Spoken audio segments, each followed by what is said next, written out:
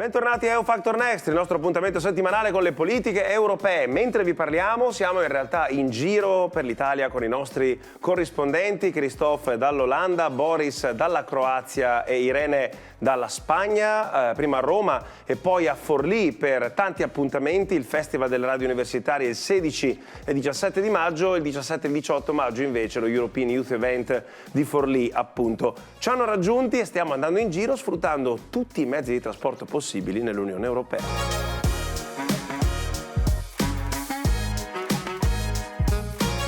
Se state andando ad incontrarli, ad incontrarci o se li avete già incontrati, i nostri corrispondenti Christophe, Boris e Irene probabilmente vi hanno parlato del viaggio che hanno fatto, un viaggio che è stato caratterizzato dalla volontà di spostarsi attraverso mezzi di trasporto green, su tutti il treno, ma non è sempre stato facile o possibile come avrebbero sperato. Ebbene, per un'economia che cresce e un desiderio di muoversi in modo sostenibile che cresce, a dismisura anche questo, c'è un'Europa che deve fare grandi investimenti e buona parte di questi l'ha già compiuta. Ad esempio, andando sulle mappe tematiche disponibili sul sito dell'Agenzia Europea per la Mobilità Ferroviaria, un'agenzia che compie 20 anni, quindi non nata ieri, troviamo ad esempio questa mappa che ci mostra quale percentuale dei treni attualmente in movimento è mossa attraverso sole e energie rinnovabili, il solo sistema elettrico. La Svizzera, che non è dell'Unione Europea ma fa parte dell'Europa fisicamente, è al 99,8%, l'Italia al 72,4%. Un buon dato, ma si può fare ancora meglio.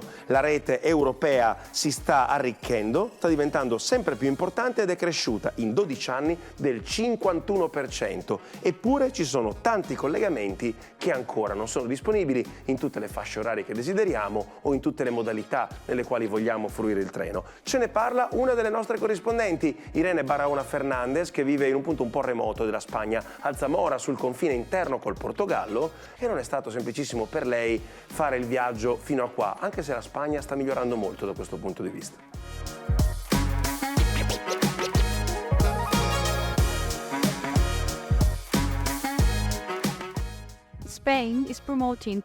La Spagna sta promuovendo gli spostamenti in treno. Andiamo a scoprire come? Ciao da Irene per EU Factor Next. Oggi andiamo da Zamora a Madrid ad alta velocità. Gli sforzi della Spagna sulla mobilità green sono relativamente recenti. Fino a pochi anni fa il treno non era molto gettonato. Poi, nel 2021, il numero di operatori ad alta velocità è triplicato, offrendo più opzioni interne e adeguandosi agli standard europei, che impongono di liberalizzare i mercati aprendo a investitori internazionali. Per decenni in Spagna c'è stata solo la Renfe, mentre oggi ci sono tante compagnie europee come Ouigo, Avlo e Irio. I treni sono più utilizzati e accessibili. La Spagna è il primo paese UE in cui 3 diverse aziende competono nel settore, cambiamento impresso dal quarto pacchetto di norme ferroviarie dell'UE, che è pensato per rimuovere gli ostacoli alla nascita di una rete unica europea delle ferrovie. But this is not only good for travelers, the train is also kinder to the environment. Una manna per gli utenti e anche per l'ambiente. Perfetto, no? Ma questo cambiamento ha comportato anche sforzi, quali il rinnovamento delle stazioni. Questa è Chamartín, a Madrid, dove si prendono i treni diretti a nord. Questi sono lavori per accogliere in futuro un numero maggiore di treni e sono finanziati tramite il Next Generation EU. Thanks to the EU funding. Parallelamente prosegue lo spostamento su rotaia delle merci. Insomma, i treni in Spagna stanno assumendo un ruolo più centrale nelle vite delle persone. Spain, with travelers, has made the train an increasingly important part of our lives. Can you imagine? Potete immaginare quanto più facile sarà, man mano, girare l'Europa in treno? La maggiore competizione ha aumentato le disponibilità e abbassato i prezzi, rendendo il trasporto su rotaia ad alta velocità sempre più appetibile rispetto ai voli aerei brevi. Opting for high-speed rail travel instead of short flights to travel around Spain. You can now cross. Ad esempio, la traversata della Spagna da Barcellona a Siviglia dura appena 5 ore adesso. In auto ci vuole il doppio. Lo stesso accade in Francia, in Italia, che vietano via via i voli più brevi, a favore dei treni veloci dai prezzi più accessibili. All flights and introducing cheap rail passes. Capolinea, ci vediamo nel prossimo video. It's over. See you in the next video.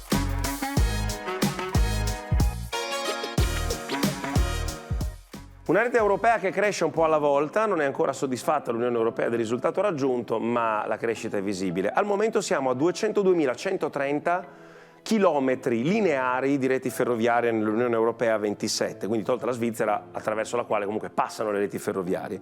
La Germania è il paese con la rete ferroviaria più lunga, 38.836 km, la Francia 27.812, la Polonia 19.355. Sono tutti paesi dell'Europa continentale che hanno la caratteristica di essere larghi e alti in misura uguale e di conseguenza con tante connessioni possibili. L'Italia, che è un paese stretto e lungo e ha bisogno di buona mobilità ferroviaria, soprattutto ad alta velocità, è a 16.829. La Spagna sta rimontando a 16.468. Reti che si arricchiscono ma che soprattutto devono garantire tratte sostanzialmente sempre collegate tra le grandi capitali, ad esempio, o tra i grandi centri economici. Laura Bagnier, che verrà a trovarci assieme a Belle de Jong e a Ahmed Zoutberg in settembre per la nostra seconda parte del viaggio attraverso l'Europa, ci ha raccontato che lei, che si sposta dalla Francia, alla Germania e al Lussemburgo, ha avuto grossi problemi a trovare treni notturni da Parigi a Berlino e viceversa. Treni che per 9 anni non ci sono neppure stati, poi finalmente sono tornati. Ciao da Laura per EU Factor Next. Siamo a Parigi, alla Gare de l'Est, e vi porto all'avventura. Il treno notturno Parigi-Berlino. Andiamo!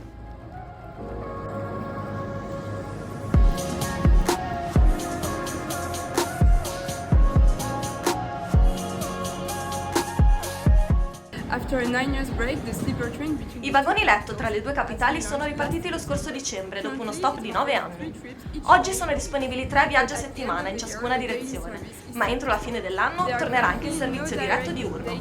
Allo stato attuale, infatti, non c'è. Dunque ora la soluzione ecologica agli inquinantissimi voli brevi è il viaggio notturno.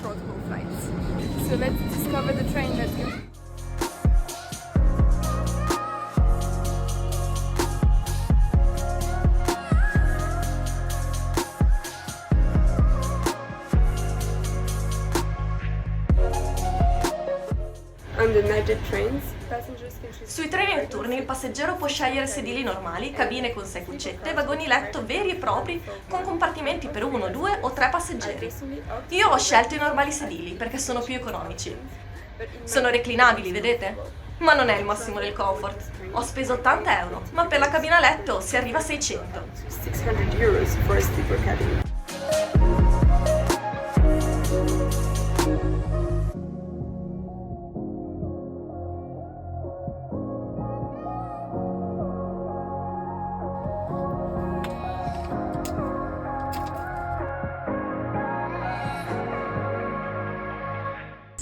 Berlin Main Station, exit on the left-hand side.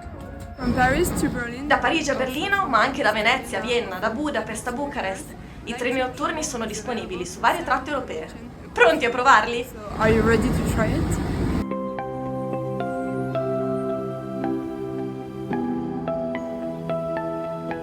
Cara Laura, speriamo che questa nostra campagna di informazione, questa nostra richiesta all'Unione Europea ti porti a poter avere un comodo treno notturno anche per quando ci raggiungerai in Italia assieme a Belle de Jong che arriverà da Malta, assieme ad Ahmed Zoutberg che arriverà da Bruxelles. Ne riparleremo a settembre, intanto ci godiamo i giorni in compagnia dei nostri primi 3 corrispondenti e vi racconteremo tutto la prossima settimana. EU Factor Next termina qui.